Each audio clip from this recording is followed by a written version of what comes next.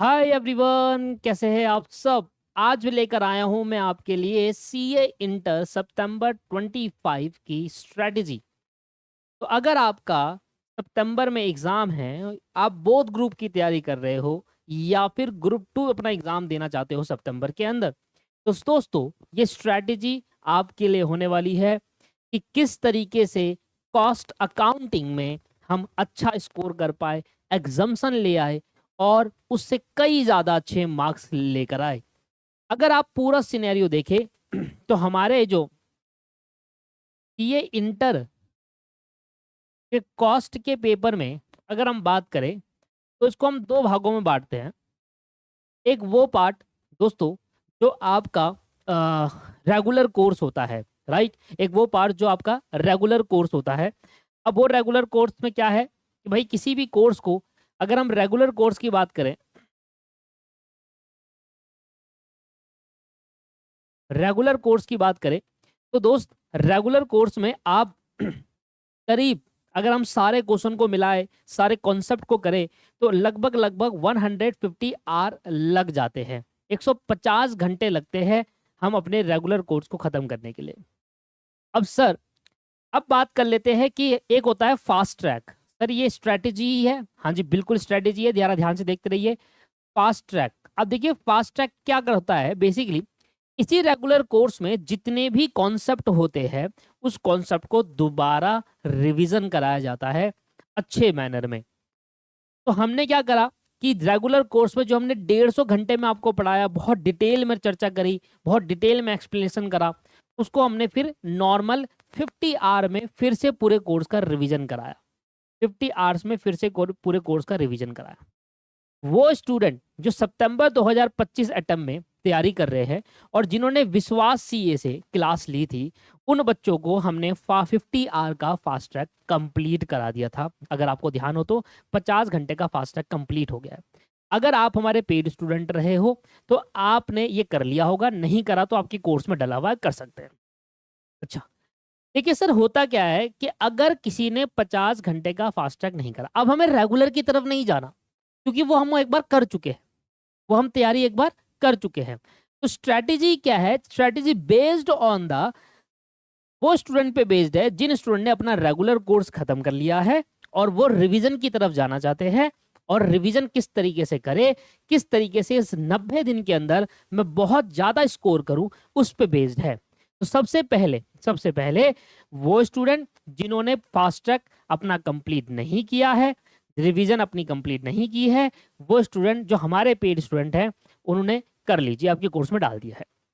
वो स्टूडेंट जिन्होंने fast track नहीं है, जिनके पास, वो कॉस्टिंग का रिवीजन करना चाहते हैं पूरे कोर्स का, वो विश्वास सीए की ऐप से भी मतलब खरीद सकते हैं या कुछ भी कर सकते हैं। वो स्टूडेंट जिनको खरीदना नहीं है, वो खुद की सेल्फ स्टडी कर सकते हैं, तो उनसे भी मैं बात कर रहा हूँ। देखिए क्या है, अगर मैं आपसे ये कहूं कि आप सर 2 घंटे दे दो रोज के, 2 घंटे आप रोज दे दो। कितने घंटे दे दो? 2 घंटे दे दो। मैंने यहाँ पर फास्ट ट्रैक क्यों वर्ड यूज करा है? क्योंकि मैं अगर फास्ट रिवीजन भी आपको करे, फास्ट रिवीजन भी करे तो 50 घंटे में आप अपने पूरे कोर्स का रिवीजन कर लेते हैं। 50 आवर्स में आप अपने पूरे कोर्स का रिवीजन कर लेते हैं जो टीचर कराता है। अगर आप इसको सेल्फ रिवीजन करें तो ये और भी कम हो जाएगा। सेल्फ रिवीजन का मतलब अगर आप खुद से रिवीजन कर रहे हो तो 40 आवर्स में आप ये रिवीजन कर लोगे, क्योंकि टीचर क्या करता है, हर एक चीज कंसीडर करते हुए चलता है। डाउट आते तो उसको कभी सॉल्व कर लेता है। तो 40 आवर में सेल्फ खुद कर सकते हो बिना किसी प्रॉब्लम के। भाई अपनी क्लासेस देखी, वीडियो देखी, स्टार्ट करा 1.5 की स्पीड में, 40 आवर में कंप्लीट कर सकते हो। अगर मैं आपसे कहूँ दोस्त, आप मुझे कॉस्टिंग के लिए 2 घंटे दे दो एक दिन में और पूरे 90 दिन पढ़ लो, आप सिर्फ 2 घंटे, कितने दिन पढ़ लो? 90 डे। हो सकता है कि अगर आपका ग्रुप 1 की क्लास चल रही हो सकता है कि किसी की ग्रुप 2 की क्लास चल रही हो, पर मैं आपसे कह रहा हूं कि पूरे 24 घंटे में आप सिर्फ 2 घंटे आप मुझे दे दो एक दिन के। इस तरीके से 90 दिन आप मुझे दोगे तो आपके पास कॉस्टिंग के लिए 180 आर हो जाएंगे। 180 आर आपकी कॉस्टिंग के लिए हो जाएंगे। तो अगर आप ये देखो कि अगर 180 घंटे है और आप एक बार पूरे सिलेबस का कोर्स करने में 50 आवर का समय लगाते हैं, तो आपके पास 150 घंटे में 3 बार आपका कॉस्टिंग का कोर्स खत्म हो जाएगा। 150 घंटे में 3 बार आपका कॉस्टिंग का कोर्स खत्म हो जाएगा। तो मतलब आप अगर मैं देखिए एज अ टीचर हमने पूरा कॉस्टिंग का कोर्स 50 आवर्स में कंप्लीट करा दिया है। मैं जो इतना श्योर हूं कि क्लास से कम समय ही एक स्टूडेंट को लगता है पूरे कोर्स का रिवीजन। जब आप हमारा फास्ट ट्रैक देखेंगे, पता नहीं आपने पढ़ा नहीं पढ़ा, कभी भी अगर हम डेमो डालते हैं तो और आप देखोगे फास्ट ट्रैक, तो हम पूरे कोर्स पढ़ाते हैं दोबारा से, पूरा कोर्स का रिवीजन कराते हैं दोबारा से। मैं कोई इधर प्रमोशन नहीं कर रहा, मैं आपको ये कहना चाहता हूं कि एक टीचर के पढ़ाने पर और एक स्टूडेंट के सेल्फ पढ़ने में बहुत बड़ा फर्क होता है। फर्क क्या होता है? जब टीचर पढ़ाता है तो जो 1 घंटे पढ़ाता है वो स्टूडेंट उसको आधे घंटे में कर लेता है। ये कहने की कोशिश था मेरा कि जो हमने 50 घंटे में पढ़ाया, आप इसको 30 घंटे में पूरा कोर्स रिवीजन कर लोगे, 30 आवर्स में आप खुद कर लोगे पूरा कोर्स का रिवीजन। तो सर अगर मैं 50 घंटे भी लेकर चलूं, अपने वाले 50 आवर्स लेकर चलूं, तो आप 3 टाइम्स 3 बार कोर्स को कंप्लीट कर लोगे। 3 टाइम्स आप कोर्स कंप्लीट कर लोगे दोस्त मेरे। 3 बार कोर्स कंप्लीट करने के बाद भी आपके पास 30 घंटे का समय रहता है। 3 बार कोर्स कंप्लीट कर लोगे। सोचो, आपको लग रहा होगा यार 3 बार कोर्स कंप्लीट कर लेंगे। यस, आप 3 बार कोर्स, वो जो एक्स्ट्रा 30 आवर्स है उस पर आप कर सकते हैं क्वेश्चन की प्रैक्टिस, उसमें आप क्वेश्चंस की प्रैक्टिस कर सकते हैं। तो सबसे पहले आज से आप एक काम करिए, आज से आप सिर्फ 2 घंटे आप कॉस्टिंग के लिए निकालिए। सर 2 घंटे नहीं दे पाऊंगा, सर 1 घंटा दे सकता हूँ, क्या कर उससे उसके बेस पे हो सकता है? चलो एक बार देख लेते हैं कि अगर आप 1 घंटा आप रोज दे रहे हो 90 डेज, तो आपके पास 90 दिन है, 90 डेज है, 1 घंटा दे पाओगे। देखिए अभी क्या है कि आपका ग्रुप 1 या फिर ग्रुप 2 का कोर्स चल रहा होगा, कहीं और पढ़ रहे हो तो क्या पता कौन सा चल रहा है, मुझे नहीं पता। पर अगर मैं आपसे कहूं कि ये 90 दिन है, 1 घंटे की 2 घंटे की जगह पर आप 1.5 घंटा दे दो यार, सिर्फ 1.5 आवर दे दो पूरे दिन का, सिर्फ 1.5 घंटा ले दो, क्योंकि अभी क्लासेस चलेगी। मैंने हर इंस्टीट्यूट का एक देखा है कि पेपर से 2.5 महीने पहले सारी क्लास खत्म हो जाती है, तो 2.5 महीने बाद आपका फ्री हो जाते हो आप, कुछ नहीं आपको करना, फ्री हो आप। तो यहाँ पर 1.5 घंटा भी आप अगर आप एक दिन में देते हो तो 90 मल्टीप्लाई बाय 1.5 के हिसाब से 135 घंटे हो गए मेरे दोस्त। 135 घंटे के हिसाब से अगर मैं कहूँ तो 2 बार आप कोर्स अब भी कंप्लीट कर लोगे, और plus 35 hour for your question practice हो जाएगा। कुछ सोचिए तो सही ऐसे। सर मैं आपसे अभी भी कहूं कि जब हम पढ़ा करते थे, मैंने जब पढ़ा था कॉस्टिंग, तो मैंने सिर्फ 1 हफ्ते का समय लिया था, मैं हर हफ्ते कोर्स कंप्लीट करता था, 1 वीक में मैं कोर्स कंप्लीट करता था। मैं तो भाई फास्ट से भी फास्ट रिवीजन करता था, क्योंकि मैं पूरे कोर्स में करता ये था कि पूरा चैप्टर उठाया, उसके सारे कॉन्सेप्ट एक बार पढ़ लिए, एंड देन फिर क्वेश्चन की प्रैक्टिस प्रैक्टिस प्रैक्टिस प्रैक्टिस। क्योंकि जितने ज्यादा क्वेश्चन की प्रैक्टिस होगी दोस्त कॉस्टिंग में, उतना ज्यादा आपको अच्छा लगेगा, उतना ज्यादा कॉन्फिडेंस डेवलप होगा। तो हमें क्या करना चाहिए? हमें पहले मॉड्यूल को 2 से 3 बार करना चाहिए, फिर हमें मॉड्यूल के बाद अपना पीवाईक्यू को 3 से 3 बार करनी चाहिए। तो जब ये हो जाए ना 2 से 3 बार, 2 से 3 बार दोनों, तो फिर आपके पास जो कॉन्फिडेंस आएगा पेपर को अटेम्प्ट करने का, वो बहुत बड़ी चीज है दोस्त, कॉन्फिडेंस लाना। मैं आज के क्लास में आपको ये नहीं, टाइम टेबल नहीं दे रहा, टाइम टेबल के लिए मैं अलग वीडियो बना दूंगा कि कब क्या करना है, कौन सा टॉपिक करना चाहिए, वो अलग वीडियो बना दूंगा। मेरा पॉइंट ये था कि क्या आप 1.5 घंटा या क्या आप 2 घंटा एक दिन, हर दिन में 2 घंटे या 1.5 घंटा देने के लिए रेडी है? अगर आप 2 घंटे देते हो कॉस्टिंग को, मैं यकीन मानिए आप 3-3 दिन में आप चैप्टर कंप्लीट करते हुए चलोगे। अपना पूरा टाइम टेबल बना सकता हूं मैं आपके लिए, बट मुझे नीचे कमेंट करके बताओ कि आप कितने घंटे दे सकते हो एक दिन में अपने कॉस्टिंग के लिए। उस हिसाब से मैं टाइम टेबल बनाता हूं कि भाई मटेरियल के लिए कितना टाइम, फिर मटेरियल कितना टाइम, इस तारीख से इस तारीख के लिए आपको क्या करना है, फिर इस तारीख से इस तारीख को आपको क्या खत्म करना है, किस कॉन्सेप्ट पे फोकस करना है, वो सभी टाइम टेबल लेकर आऊंगा। मेरी स्ट्रैटेजी थोड़ा डिटेल हो सकती है, पर पहले मुझे जानना है कि आप कितने घंटे दे सकते हो। 1.5 घंटा एक दिन दे सकते हो या 2 घंटे दे सकते हो एक दिन में। उस हिसाब से मैं आपके लिए टाइम टेबल बनाऊंगा, एंड देन उस टाइम टेबल को आप फॉलो करिए। गारंटेड एग्जाम्शन आएगा, गारंटेड एग्जाम्शन आएगा, प्लस थोड़ी सी मेहनत और, तो आपके अच्छे मार्क्स भी आ सकते हैं। 70, 80, 90 तक भी कॉस्टिंग में, 95 मार्क्स भी आए कॉस्टिंग के अंदर दोस्त। तो ये मेरी रहेगी प्रॉपर स्ट्रैटेजी। स्ट्रैटेजी में सबसे पहले क्या रहेगा कि टाइम निकालो, टाइम निकालो।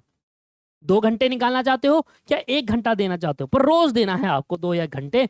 उसके बाद मुझे कमेंट करके बताइए कितना टाइम आप दे सकते हैं। उस कमेंट को सभी को पढ़ूंगा, सबके बाद आपके लिए एक प्रॉपर टाइम टेबल लेकर आऊंगा कि इस दिन में ये करना है, इस दिन में ये करना है, ये कॉन्सेप्ट करना है, वो सारी चीजें लेकर आऊंगा दोस्त। तो इस वीडियो में इतना ही। नेक्स्ट क्लास में मेरे को जल्द से जल्द वीडियो बनानी है, इसलिए आप जल्द से जल्द कमेंट जरूर करके बताइएगा। वीडियो अच्छी लगी तो धन्यवाद। Have a nice day, bye bye, take care, thank you.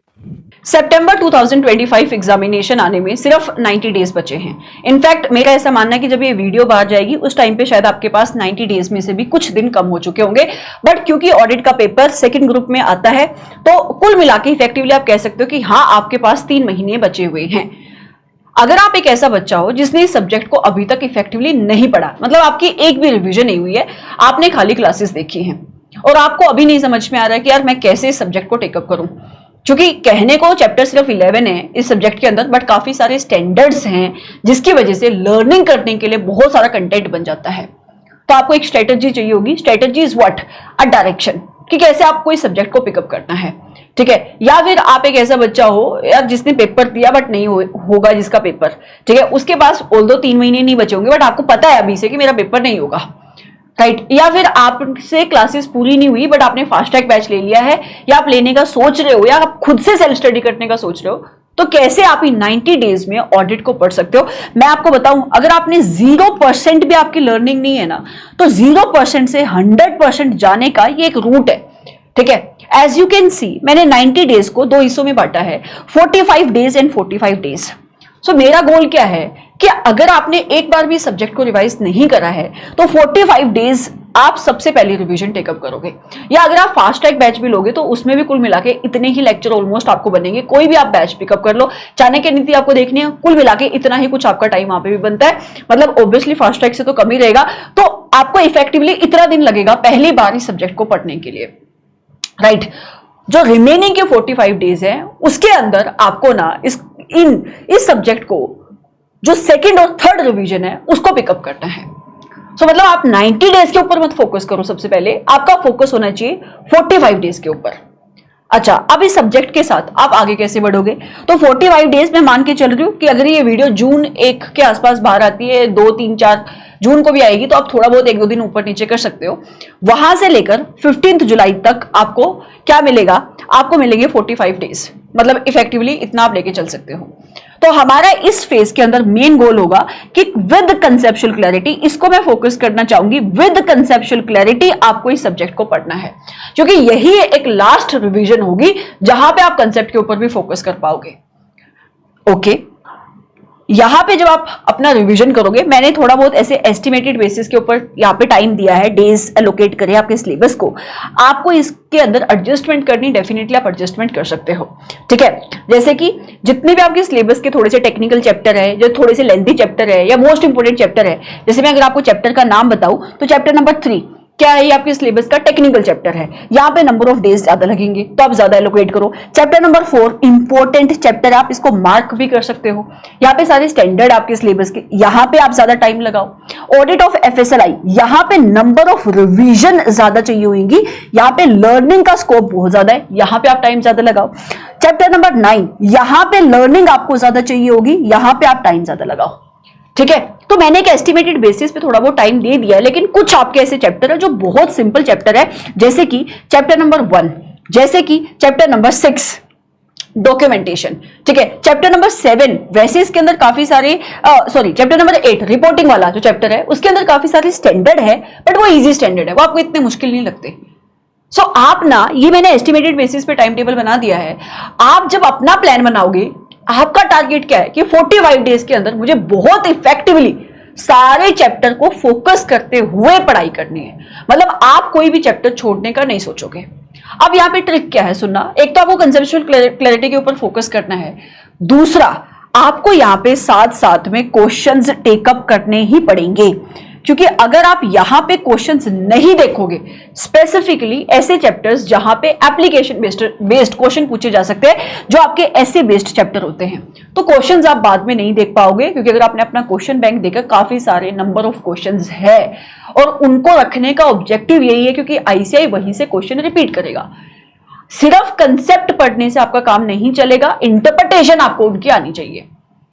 क्या आपको ये बात समझ में आ रही है? तो हमारा फर्स्ट जो गोल होगा 45 डेज के अंदर, वो होगा इस पूरे के पूरे सिलेबस को खत्म करना। मैंने एक यहाँ पे एस्टिमेटेड बेसिस पे टाइम दिया है। आपको ये पीडीएफ चाहिए तो आप कमेंट सेक्शन में मांग सकते हो, उसको आप अकॉर्डिंगली अपने हिसाब से एडजस्ट कर सकते हो इस टाइम को, ठीक है। उसके बाद जो सेकंड फेज होगा आपका, वो होगा रिवीजन का फेज। मैं इसको एक तरीके से रिवीजन नहीं मानती हूं, क्योंकि आप यहाँ पे अपने एंड पे, जो बच्चा पहली बार पढ़ रहा है, टाइम लगाएगा यहाँ पे, ठीक है। दूसरा जो फेज होगा वो होगा आपका रिवीजन का फेज। यहां पे मेरा टारगेट है कि 45 डेज के अंदर आपको 2 रिवीजन करनी है बेटा। यहां पे आप 2 रिवीजन करोगे, ये 2 कम से कम रिवीजन आपको करनी ही करनी है। सिर्फ रिवीजन यहां पे नहीं करनी, यहां पे आपको आईसीआई के मॉक टेस्ट पेपर भी अटेम्प्ट करने हैं जब वो आने लग जाएंगे। और अगर आपको लगता है कि यार जो मैंने फर्स्ट रिवीजन करी है वो बहुत अच्छे से मेरी रिवीजन हुई है and I am in a position कि जो क्लास टेस्ट मुझे मिलते थे वो मैं लिख सकता हूं, हो सकता है आपने नहीं लिखा हो अभी तक, तो आपको लिखना है, ठीक है। तो सेकंड जो फेज है 45 डेज की रिवीजन का, उसमें कैसे आपका रिवीजन रहेगा सुनना। सबसे पहला रिवीजन 1 रहेगा आपको जुलाई 16 से लेकर अगस्त 2। ये मैंने एक रफ एस्टिमेटेड बेसिस पे टाइम टेबल बनाया है, थोड़ा बहुत 1-2 दिन आगे पीछे इसमें हो सकता है, ठीक है।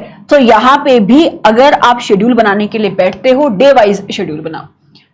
ऑल्दो मैंने चैप्टर वाइज ही आपका यहाँ पे शेड्यूल बनाया है, बट मैं चाहूंगी जब आप रिवीजन 1 लेने के लिए बैठो, जो आपको ये ऊपर 45 डेज के अंदर आपने टॉपिक पिकअप करे ना, और वहां पे आपको लगा यार कोई तो टॉपिक है जो कच्चा पक्का रह गया, उसको ज्यादा टाइम दो।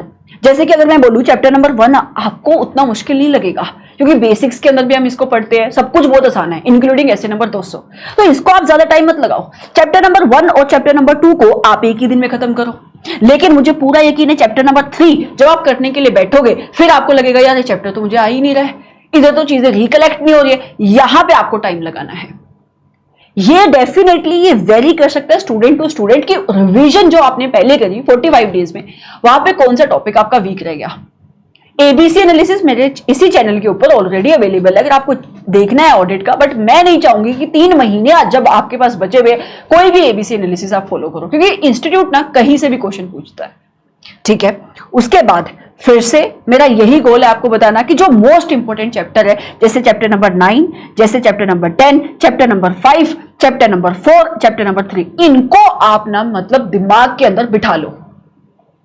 अगर चैप्टर नंबर 11 की बात करूं तो एसक्यूसी 1 इधर इंपॉर्टेंट है, राइट। तो सेकंड रिवीजन में मेरा फोकस क्या है बेटा, मेरा फोकस है चीजों को अब मेरे को लर्न करके रिकॉल करना शुरू कर देना है। लर्निंग तो मैं इधर भी कर रहा था, लेकिन यहां पे लर्निंग और कंसेप्चुअल क्लैरिटी में टाइम ज्यादा लग रहा था। इस रिवीजन में मेरी रिकॉलिंग शुरू हो जानी चाहिए। और जो आपका नेक्स्ट रिवीजन रहेगा, रिवीजन 2 के अंदर आपको रिवीजन करनी है, बट फास्टर रिवीजन करनी है। मतलब यहां पे आप 1 डे बिफोर जो आपके चार्ट्स क्लास में हमने बनाए उसको आप यूज करोगे, क्वेश्चन प्रैक्टिस के ऊपर आपका ज्यादा फोकस होगा। एक और बात मैं इधर ऐड करना चाहूंगी, जो क्वेश्चन आप यहां पे 45 डेज वाले इस वाले फर्स्ट 45 डेज में जब आप क्वेश्चन प्रैक्टिस करोगे, वहां पे आपको इंपॉर्टेंट क्वेश्चन मार्क करने हैं। इंपॉर्टेंट क्वेश्चन का मतलब ये हो गया कि जो आपको मुश्किल लगा, ताकि जब आप रिवीजन 2 या रिवीजन 3 में क्वेश्चंस देख रहे हो, सिर्फ आप उन्हीं क्वेश्चंस को देखो। फिर रिवीजन 2 के अंदर उन क्वेश्चंस में से कुछ क्वेश्चंस एलिमिनेट हो जाएंगे क्योंकि वो आपको आसान लगने लग जाएंगे। फिर आप रिवीजन 3 में फिर क्वेश्चंस कम कर दो। ये फाइनल रिवीजन हो गया आपकी सिलेबस की, राइट। यहां पे भी आपका मेन फोकस किसके ऊपर होगा, यहां पे भी आपका मेन फोकस होगा आपके क्वेश्चंस के ऊपर, चीजें रिकॉल करने के ऊपर एंड राइटिंग प्रैक्टिस के ऊपर। राइटिंग प्रैक्टिस के सेक्शन में सेशन मई के लिए नहीं ले पाई थी, बट मैं सितंबर के लिए लूंगी। बट आपको मेरे लिए वेट करने की जरूरत नहीं है, आप उसको लगाओ, क्योंकि मैं मोस्ट इंपोर्टेंट क्वेश्चंस के सेशन लूंगी। आपको राइटिंग प्रैक्टिस करनी है आपके एंड के ऊपर, ठीक है। एंड अपार्ट फ्रॉम दैट मैं ये भी कहना चाहूंगी कि जो एमसीक्यूज है उसके ऊपर आप फोकस करो। एमसीक्यूज की कंपाइलेशन मैं बना रही हूं, लेकिन जब तक वो कंपाइलेशन नहीं बनती है, मैं आपको सोर्सेज बता देती हूं, केस स्टडी आपको कहां से पिकअप करनी है। एक तो जो हमारा आईसीआई मॉड्यूल है ना, उसके अंदर जो केस स्टडीज है आपको वो पिकअप करना है, जिसमें से बहुत सारी केस स्टडीज तो हमने क्लास के अंदर करी हुई है। रेगुलर बैच की मैं बात कर रही हूं, अगर आपने नहीं करी तो आईसीआई मॉड्यूल की केस स्टडी। दूसरा, जो आईसीआई ने आई थिंक 35 केस स्टडीज है वो रिलीज करी है, उसको आप देखोगे। इसके अलावा अगर आपके पास टाइम है तो आप शुरू कर दो आरटीपीज से, लास्ट 5 अटेम्प्ट की आरटीपीज, लास्ट 5 अटेम्प्ट की एमटीपीज के अंदर जो एमसीक्यूज और केस स्टडी पूछी गई है वो। क्या आपको ये बात समझ में आ रही है? अगर आप इतना केस स्टडी करते हो एंड इसके अलावा भी आपका जो ऐप है ना बोर्ड ऑफ स्टडीज का, वहां पे भी आपके कुछ केस स्टडीज हैं, उनको अगर आप देख के जाते हो, दो बेनिफिट होंगे। एक तो आपको आइडिया आएगा कि अच्छा इंस्टीट्यूट किस टाइप का केस स्टडी पूछते हैं, और कई बार तो वही केस स्टडी रिपीट होती है। अगर आपने मई 2025 का पेपर देखा हो तो बच्चों ने आके यही बोला है कि जो क्लास के अंदर हमने एमसीक्यू करे थे वही एमसीक्यू आए। तो 40 नंबर चाहिए आपको पास होने के लिए, जिसमें से 30 नंबर के एमसीक्यू आते हैं जो कंसेप्चुअल क्लैरिटी प्लस जो आप पढ़ते हो वहां से क्वेश्चन पूछे जा रहे हैं। क्या आपको ये डिस्कशन समझ में आ रही है? यस। एंड बेटा उसके बाद ये थोड़ा बहुत टाइम बचा हुआ है फाइनल के 12 डेज, अगर आपको ऑडिट फिर से पिकअप करना है तो आप कर सकते हो। एट द एंड मैं आपको यही कहना चाहूंगी कि जो लास्ट की 2 रिवीजन है उधर आपका मेन फोकस होना चाहिए क्वेश्चंस के ऊपर, चीजें रिकॉल करने के ऊपर। मतलब you must be in a position that you are able to recall things. आप कीवर्ड के ऊपर फोकस करो। आपका फोकस होना चाहिए ये समझने के ऊपर कि मुझे कितना लिखना है, क्योंकि हम क्लास में बहुत कुछ पढ़ते हैं, मैं बहुत कुछ पढ़ाती हूँ क्लास के अंदर, क्योंकि मेरा ऑब्जेक्टिव ये है कि कल आपको जाके फाइनल में भी चीजें पढ़नी है, तो आपको सब्जेक्ट तो समझ में आना चाहिए। जब आप पढ़ाई कर रहे हो वो अलग चीज है, लेकिन जब आप चीजें रिवाइज करने के लिए बैठ रहे हो तो अलग चीज है।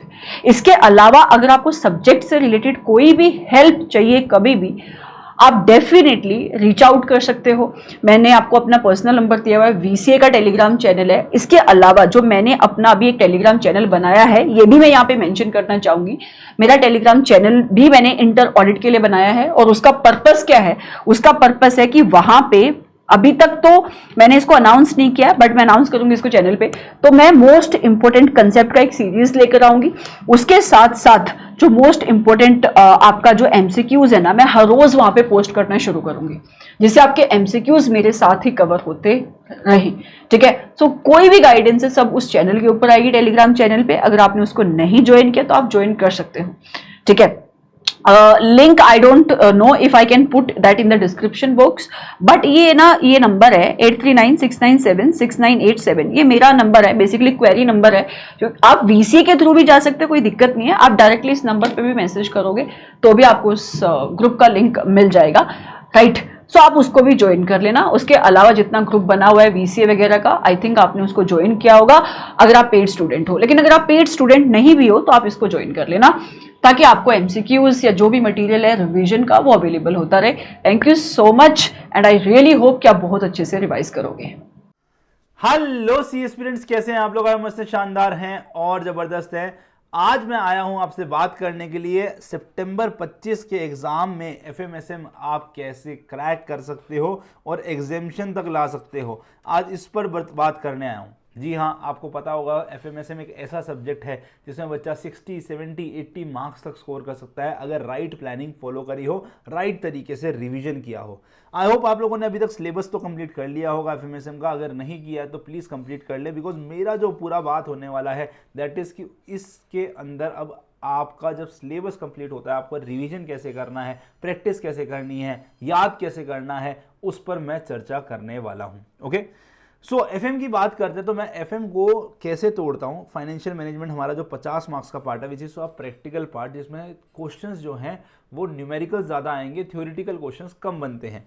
तो इसमें फाइनेंशियल डिसीजन अपनी एक यूनिट है जहाँ पर हमारा आता है cost of capital, capital structure और लेवरेजेस वाला पार्ट, जो कि हाईएस्ट वेटेज वाला पार्ट है और ईजिली स्कोर कर सकते हो। हाईएस्ट वेटेज और ईजिली स्कोर कर सकते हो। सबसे पहले ना इस चैप्टर पे कमांड बना लेना। ये चैप्टर आपके लिए इंपॉर्टेंट है, इजी है और स्कोर करना है। सारे कॉन्सेप्ट्स, सारे फॉर्मूलाज आपको टिप्स पे होने चाहिए। इसके अलावा कुछ ऐसी चीज़ें होती हैं कई बार चैप्टर के अंदर में जो कि क्वेश्चन में जाके समझ में आता है। अच्छा, जैसे हम book value, face value, market value में कई बार कंफ्यूज होते हैं कि किसको कहाँ पे क्या लेना है। इंटरेस्ट कैलकुलेट करना तो अच्छा फेस वैल्यू पे कैलकुलेट करना है। जब नेट प्रोसीड्स निकाल रहे हैं और मार्केट वैल्यू गिवन है तो हम मार्केट वैल्यू को प्रेफरेंस देते हैं, जबकि 2021 के अंदर में हम फेस वैल्यू पे कैलकुलेशन करते थे। सो आपको ये छोटी छोटी चीज़ें पता होनी चाहिए। यस, उस पर ध्यान देना है। जैसे लेवरेजेस के अंदर बात करते हो तो लेवरेजेस के अंदर में अगर मुझे पहले से ही दे रखा है डिग्री ऑफ फाइनेंशियल लेवरेज तो मैं उसी का यूज़ करूंगा, मैं कैलकुलेशन इनकम स्टेटमेंट के अकॉर्डिंगली फिर नहीं करूंगा। तो ऐसी छोटी छोटी चीज़ें आप एक बार रिवाइज करें। उसके बाद क्वेश्चंस जो मैंने आपको as a important questions mark करवाए हुए हैं ना, उनकी प्रैक्टिस करें। वेरी इंपॉर्टेंट, वो क्वेश्चंस ऐसे नहीं कराएं इसमें कोई क्वेश्चन ऐसा है जो चैप्टर के अंदर में पूरा चैप्टर रिवाइज करा देगा उसकी प्रैक्टिस करने पर। कोई क्वेश्चन ऐसा है जो आपका एक स्पेशल टाइप का क्वेश्चन है जिसमें कुछ अलग सी बात बोली गई है, तो वो आपका रिवीजन में बहुत हेल्प करने वाला है। देन हमारा डिविडेंड डिसीजन चैप्टर आता है। अगेन वेरी स्कोरिंग, बहुत सिंपल सा चैप्टर है। इसमें जितने भी कॉन्सेप्ट्स हैं, जितने भी अप्रोचेज हैं, वो सारी सिंपल है अगर आपको आती हैं। एक अलग तरीके से फॉर्मूलाज बनाने सीखे थे, उनको इम्प्लीमेंट करना सीखा था। बाय प्रोसेस चलेंगे, स्कोर कसना आसान है। अब इन्वेस्टमेंट डिसीजन एक ऐसा चैप्टर है, कई बार बच्चा इससे डरता है, जबकि डरने वाला चैप्टर है नहीं। आपने कुछ कॉन्सेप्ट इसके ऑलरेडी पहले सीए फाउंडेशन में या बीकॉम में पढ़े हुए हैं। जैसे कि अगर बात करता हूँ मैं हमारा एनपीवी निकालने का जो कॉन्सेप्ट है ना, और उसी से थोड़ा सिमिलर हमारा जो है आईआरआर हो गया, पीआई निकालने का कॉन्सेप्ट हो गया, ये आपको पता है। 5 से 6 डिफरेंट टाइप के कॉन्सेप्ट्स हैं, उनमें फॉर्मूलाज हैं अलग अलग, उसको यूज़ करना है। थोड़ा एमआईआरआर के टाइम पे या फिर हमारा जब इंक्रीमेंटल एनपीवी निकालना होता है तो उस टाइम पे हल्का सा आपको ध्यान रखना पड़ेगा, उसके क्वेश्चन को देखना पड़ेगा। तो हर एक कॉन्सेप्ट पे, हर एक फॉर्मूला कैसे लगाते हैं उस पर देखो, फोकस करो और वेराइटीज ऑफ क्वेश्चन प्रैक्टिस करो। यही मैं हर एक में सजेशन दूंगा। अच्छा, रेशियो एनालिसिस में आपके पास में बहुत सारे फॉर्मूलाज हैं, इसमें कड़ी से कड़ी जोड़ते जाना है ना। याद आ रहा है, मैं आपको रिकॉल करा रहा हूँ, कड़ी से कड़ी जोड़ते जाना है। हर एक फॉर्मूला के अंदर में क्या चीज़ मिसिंग है, क्या चीज़ गिवन है, उससे आप वो वैल्यू निकालो। इसमें जनरली बैलेंस शीट वाला क्वेश्चन आता है तो बैलेंस शीट पूरी करनी होती है, तो वो सब चीज़ें का यूज़ कर सकते हैं, है ना। और रेशियो एनालिसिस अगर सही से कमांड है तभी वर्किंग कैपिटल के क्वेश्चंस बनते हैं। तो आप वर्किंग कैपिटल और रेशियो एनालिसिस एक साथ पढ़ने की कोशिश करना, इसीलिए मैं इस चैप्टर को बाद में लेने के लिए बोलता हूँ, ठीक है ना। इसके बाद ये पढ़ोगे तो आपको आराम से वर्किंग कैपिटल भी कवर हो जाएगा। बट अगर ये वीक है तो इस चैप्टर में दिक्कत आती है। वर्किंग कैपिटल लंबा चैप्टर है, बहुत सारे कॉन्सेप्ट्स हैं इसके अंदर में, बहुत सारी चीज़ें हैं, बहुत सारे फॉर्मूला का इंप्लीमेंटेशन है। बट अगर सही से प्रैक्टिस करोगे तो इस पर भी कमांड बना सकते हैं। बट कुछ बच्चों के लिए तो काफ़ी डिफिकल्ट होता है, तो आप चाहो तो इसको मत करना, है ना। बट ये 8 से 10 नंबर गवा सकते हैं यहाँ पे, तो इसका भी ध्यान रखना।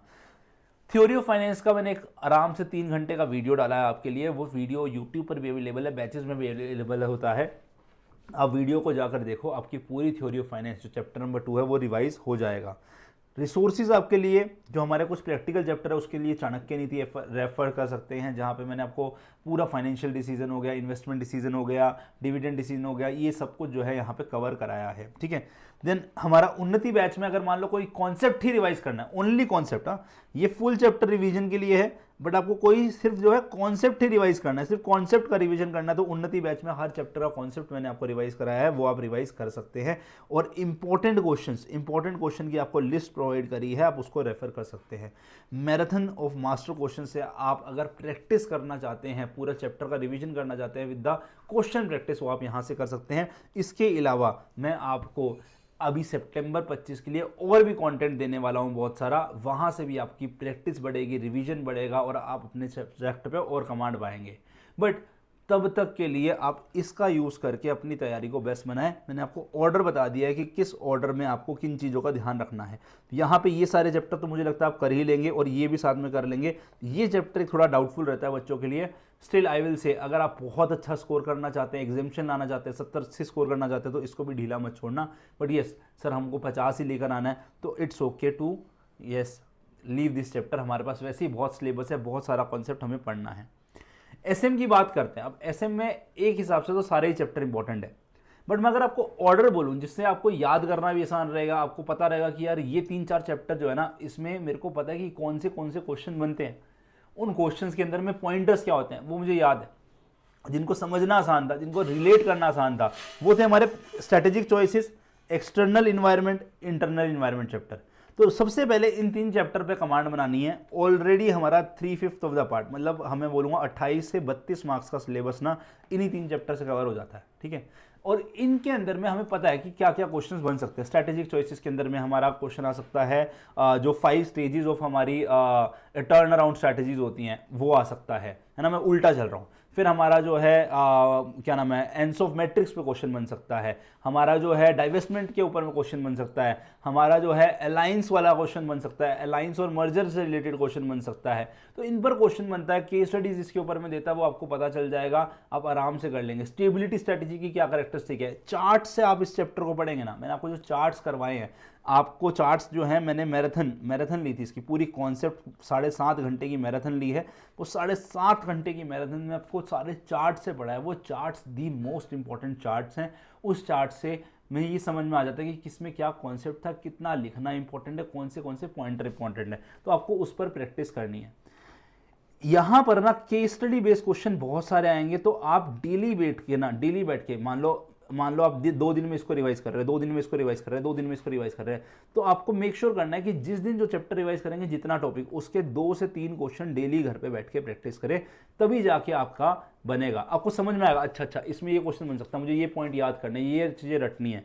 मल्टीपल रिवीजन लगेंगी, क्योंकि आपको रटना है, आपको याद करना है, और 1 या 2 बार में याद नहीं होगा, आपको 15-20 बार उसको शायद पढ़ना पड़ेगा, 15-20 बार उसके पॉइंटर्स रिकॉल करने पड़ेंगे, तभी याद रहने वाला है। राइटिंग प्रैक्टिस मस्ट है, ऑब्वियसली बात है, मैं भी आपको राइटिंग प्रैक्टिस कराऊंगा, मैं भी आपको जो है बाद में इसके प्रैक्टिस करवाने वाला हूँ, बट अभी आपको इस पर फोकस करना है। ये पहले 3 चैप्टर के रिगार्डिंग है, इनको याद करना भी आसान है, स्कोर करना भी आसान है। बाकी आते हैं हमारे जो इंट्रोडक्शन चैप्टर है, जिसमें प्योरली थ्योरी है, इंटेंट पे बात कर रहा है, एथिक्स पे बात कर रहा है, डेफिनेशंस पे बात कर रहा है। यस, इसको पढ़ने के बाद इस पे आप अच्छे से रिलेट कर पाते हैं और इस पे आप अच्छे से कमांड बना पाते हैं, तो मैं बोलूँगा इसके बाद इसको पढ़ना, और इन चारों चैप्टर को मिक्सचर बना के और साथ में थोड़ा सा और एक्स्ट्रा ज्ञान देगी इंप्लीमेंटेशन और इवेल्युएशन का, हमारा चैप्टर जो है दैट इज चैप्टर नंबर क्या नाम है 5 बनता है। ओके तो ये 2 चैप्टर बाद में कवर करना, बट मेक श्योर करना इसके बाद ऑल 5 चैप्टर आप पढ़कर जाओ, ऑल 5 चैप्टर के सारे कॉन्सेप्ट करके जाओ, हर एक के अंदर कुछ इंपॉर्टेंट पॉइंटर्स हैं वो याद करके जाओ, हर एक में कुछ इंपॉर्टेंट क्वेश्चंस हैं वो याद करके जाओ। जैसे माइकल 5 फोर्सेस पे क्वेश्चन बनता ही बनता है, जैसे हमें पता है कि यार कोर कॉम्पिटेंसी पे क्वेश्चन दे सकता है, जैसे कि हमें पता है कि यार जो हमारी क्या नाम है कॉस्ट लीडरशिप स्ट्रैटेजी होती है ना, तो ये मैं आपको अलग अलग चैप्टर बता रहा हूँ कि कॉस्ट लीडरशिप स्ट्रैटेजी होती है, या फिर हमारी क्या नाम है डाइवर्सिफिकेशन स्ट्रैटेजी होती है, तो उसमें क्या करना होता है, ये सब आपको पता है, उन पर आप कमांड ज़्यादा बनाओ, ठीक है। देन हमारे पास में डिफरेंट टाइप ऑफ स्ट्रक्चर जो होते हैं, ये वाले क्वेश्चंस बहुत ज़्यादा कॉमन है ना, मैट्रिक्स स्ट्रक्चर क्या होता है, नेटवर्क स्ट्रक्चर क्या होता है, हमारा डिविजनल स्ट्रक्चर क्या होता है, उनके बारे में नॉलेज गेन करो, ठीक है। हमारी जो है 5 स्टेजेस ऑफ क्या नाम है स्ट्रैटेजिक मैनेजमेंट क्या है, उन स्टेजेस के बारे में एक बार नॉलेज गेन करो। चैप्टर नंबर 5 पे आ गया।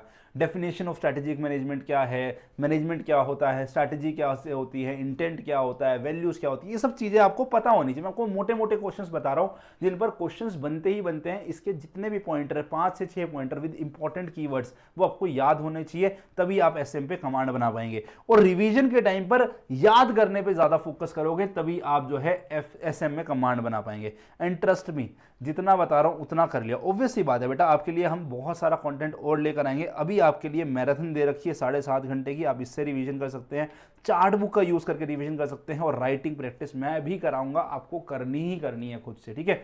यस, इतना कर लोगे, ट्रस्ट मी, एसएम में भी आप अच्छी कमांड बना लेंगे, और एफएम और एसएम आपका दोनों ही सॉलिड हो जाएगा, और एफएम एसएम में दोनों ही आप बहुत अच्छा स्कोर करके आएंगे। तो मिलते हैं और वीडियो में, तब तक के लिए कीप प्रैक्टिसिंग। और कोई डाउट हो, कुछ पूछना हो तो कमेंट में बताना, और इस वीडियो से आपको क्या सीखने के लिए मिला वो भी कमेंट में जरूर बताना। तो टेक केयर, बाय बाय, विदा बच्चा पार्टी, लाइक जरूर ठोक देना, अलविदा।